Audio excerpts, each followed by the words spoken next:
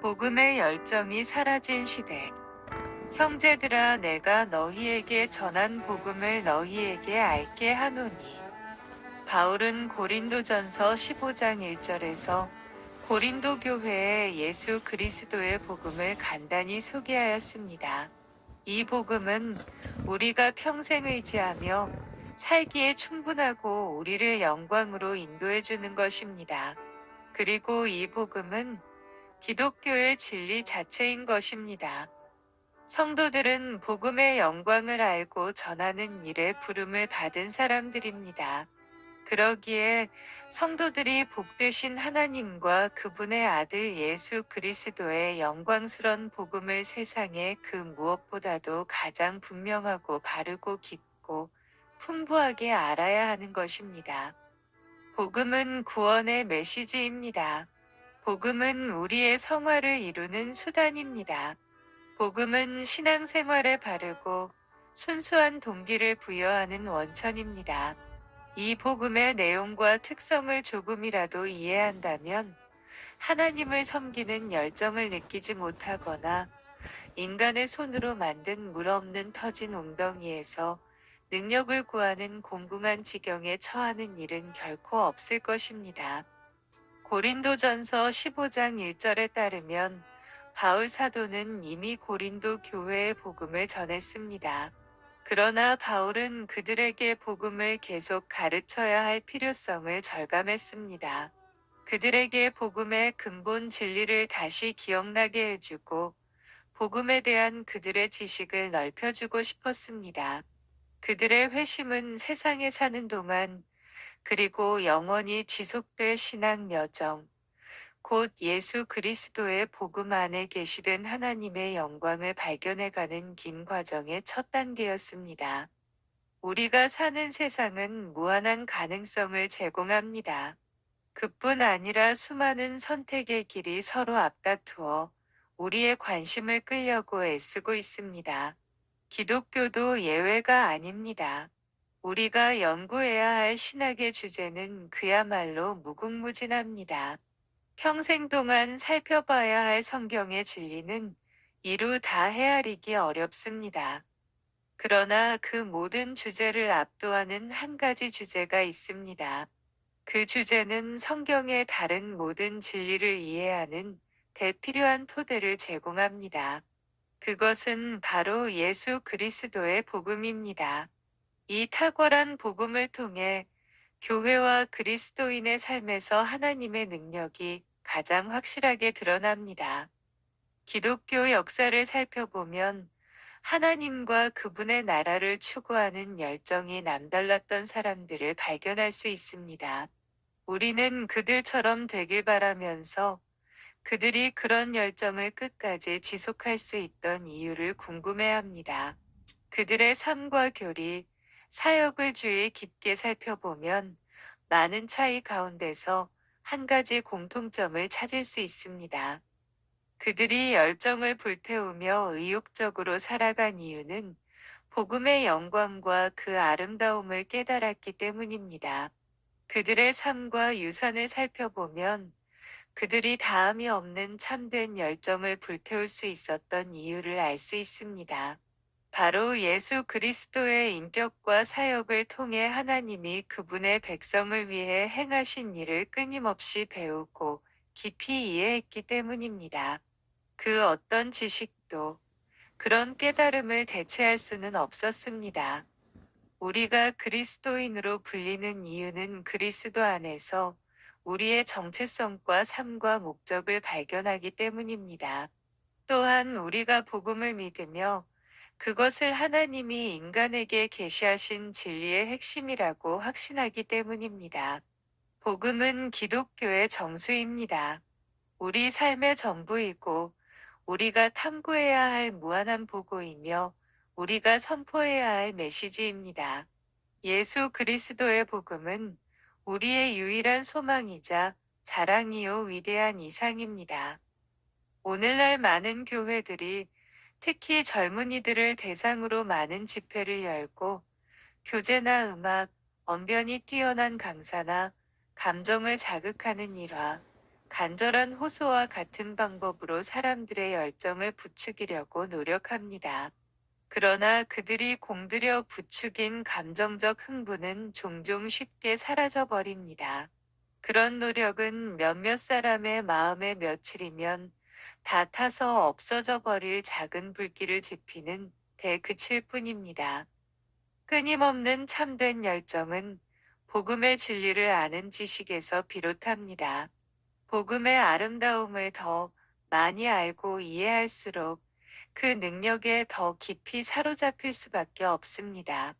진정으로 거듭난 사람은 복음을 조금만 의식해도 금방 열정을 느낍니다. 복음을 깊이 깨달을수록 발걸음도 더욱 빨라져 오르지 부름의 상만 바라보며 힘껏 달려갑니다. 참된 그리스도인의 마음은 복음의 아름다움을 거부할 수 없는 것입니다. 오늘날에는 이런 마음이 절실히 필요합니다. 우리가 잃어버린 것은 복음을 알고 복음을 전하고픈 열정입니다. 우리는 이 열정을 다시 회복해야 합니다. 인류의 역사와 구원사 속에서 바울 사도는 하나님 나라를 세우는데 쓰인 가장 위대한 도구였습니다. 그는 유례없는 박해가 이루어지던 시기에 로마 제국 전역에 복음을 전했으며 기독교 사역자가 된다는 것이 무슨 의미인지 확실하게 본을 보여주었습니다. 바울 사도는 인간에게 전달된 메시지 가운데 가장 믿기 어려운 메시지를 전함으로써 그 모든 역사를 이루어냈습니다. 바울은 지성과 열정의 측면에서 매우 탁월한 재능을 지닌 사람이었습니다. 그러나 그는 그의 사역이 능력을 발휘한 이유는 그러한 재능 때문이 아니라고 말합니다. 그 능력이 발휘된 것은 복음을 충실하게 선포했기 때문입니다. 고린도전서 1장 17절과 22절에서 24절입니다. 그리스도께서 나를 보내심은 세례를 베풀게 하려 하심이 아니요 오직 복음을 전하게 하려 하심이로되 말의 지혜로 하지 아니함은 그리스도의 십자가가 헛되지 않게 하려 함이라. 유대인은 표적을 구하고 헬라인은 지혜를 찾으나 우리는 십자가에 못 박힌 그리스도를 전하니 유대인에게는 거리끼는 것이요 이방인에게는 미련한 것이로되 오직 부르심을 받은 자들에게는 유대인이나 헬라인이나 그리스도는 하나님의 능력이요 하나님의 지혜니라. 바울 사도는 다른 무엇보다 설교자였습니다. 그보다 앞서 활동한 예레미야처럼 그도 복음을 전하려는 강한 열정을 느꼈습니다. 복음은 그의 내면에 결코 가두어 놓을 수 없는 것엔 불길과도 같았습니다. 그는 고린도 신자들에게 우리도 믿었으므로 또한 말하노라. 만일 복음을 전하지 아니하면 내게 화가 있을 것이로다 라고 말했습니다. 가슴 속에 복음과 복음 전파를 이토록 중요하게 생각하는 마음이 없는 설교자는 그런 마음이 있는 것처럼 위장할 수 없습니다. 반대로 그런 마음을 간직하고 있다면 그것을 결코 숨길 수 없습니다. 하나님은 온갖 부류의 사람들을 부르시어 복음 전도의 책임을 감당하게 하십니다. 성격이 진지하고 엄숙한 사람도 있고 낙천적이고 명랑한 사람도 있습니다. 그러나 복음이 대화 주제로 떠오르면 설교자의 안색이 달라지고 전혀 딴 사람이 된 듯한 착각을 불러일으킵니다. 그의 얼굴에서 영원의 빛이 떠오릅니다. 얼굴을 가리고 있던 수건이 걷히고 순수한 열정과 함께 복음의 영광이 환하게 드러납니다. 그런 사람은 귀를 솔깃하게 하는 이야기나 교훈적인 일화, 자신의 마음에서 나오는 생각을 전할 시간이 없습니다. 그는 마땅히 전해야 할 말씀만 전합니다. 사람들이 하나님의 말씀을 듣기 전까지 잠시도 쉴 수 없습니다. 아브라함의 종이 주인의 메시지를 전할 때까지 아무것도 먹지 않았다면 복음 설교자가 자기에게 위탁된 보배로운 복음을 전하기까지 잠시도 편히 있지 못하는 것이 당연하지 않겠는가? 그런데도 요즘에는 그런 열정적인 설교가 유행이 지난 설교로 취급받을 때가 매우 많습니다. 열정적인 설교는 현대 사회가 원하는 섬세함과 정교함이 결여되어 있다고 생각하는 사람이 많습니다. 다양한 의견을 겸손하고 개방적인 태도로 대해야 한다고 생각하는 포스트 모던 시대는 열정을 다해 진리를 외치는 설교자를 걸림돌로 여기는 경향이 있습니다. 요즘 사람들은 말씀을 전하는 방식을 달리해야 한다고 생각합니다. 복음이 세상 사람들에게 어리석어 보이기 때문입니다. 설교를 그런 식으로 생각하는 것은 복음주의 공동체가 방향을 잃었다는 증거입니다. 복음을 세상에 전하는 수단으로 전도에 미련한 것을 택하신 분은 바로 하나님입니다. 물론 설교가 어리석고 비논리적이며 기이한 인상을 풍겨야 하는 것은 아닙니다. 그러나 모든 설교가 기준으로 삼아야 할 것은 타락하고 부패한 이 시대의 문화적 관점이 아닙니다. 바로 성경입니다. 부패한 이 시대의 문화는 자신이 보기에 지혜롭고 귀와 마음을 즐겁게 하는 말을 주님의 말씀보다 더 좋아합니다. 바울 사도는 어느 곳을 가든지 복음을 전했습니다. 우리도 그를 본받아야 합니다. 우리는 다양한 방법을 통해 복음을 전할 수 있습니다. 그러나 하나님이 특별히 정해 주신 방법은 설교입니다. 따라서 새로운 세대의 구도자들에게 복음을 전하기 위해 늘 새로운 방법을 찾으려는 사람들은 무엇보다 성경에 관심을 기울여야 마땅합니다. 수많은 설문조사를 통해 비그리스도인들에게 예배에서 가장 원하는 것이 무엇이냐고 물어봤자 아무 소용이 없습니다. 육에 속한 수만 명이 똑같은 대답을 제시하더라도 성경에 1.1획이 지닌 권위는 감당하지 못합니다. 하나님이 성경을 통해 정해 주신 것과 오늘날의 속된 문화가 바라는 것 사이에는 넘나들 수 없는 괴리가 존재합니다. 육에 속한 사람들은 교회 안에서든 밖에서든 복음 설교와 성경 강해를 드라마와 음악, 미디어로 대체하려고 애씁니다. 하나님이 마음을 거듭나게 하지 않으시면 사람들은 가다라 지방에 귀신 들린 자들이 예수님을 향해 우리가 당신과 무슨 상관이 있나이까라고 말한 것처럼 복음에 대해 똑같은 태도를 취할 수밖에 없습니다. 성령이 거듭나게 하시지 않는 한 육에 속한 사람은 복음에 진정한 관심을 기울일 수도 복음을 올바로 이해할 수도 없습니다.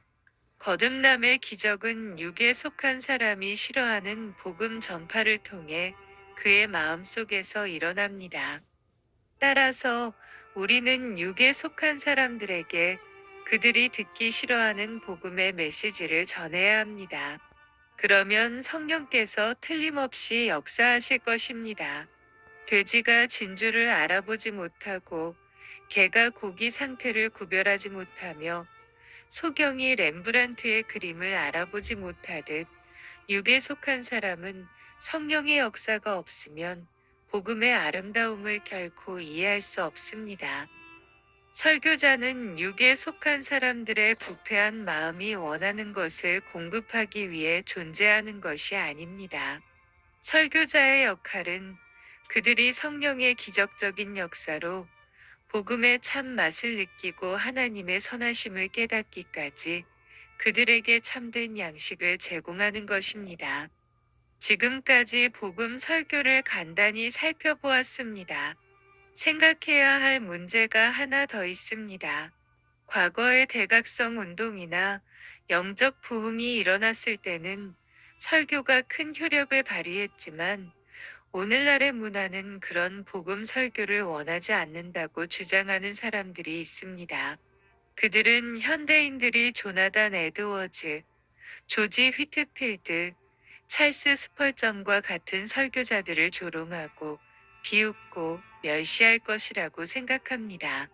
그러나 그 설교자들은 그 당시에도 조롱과 비웃음을 당했습니다. 참 복음을 전하는 설교는 세상 사람들 눈에 늘 어리석어 보입니다.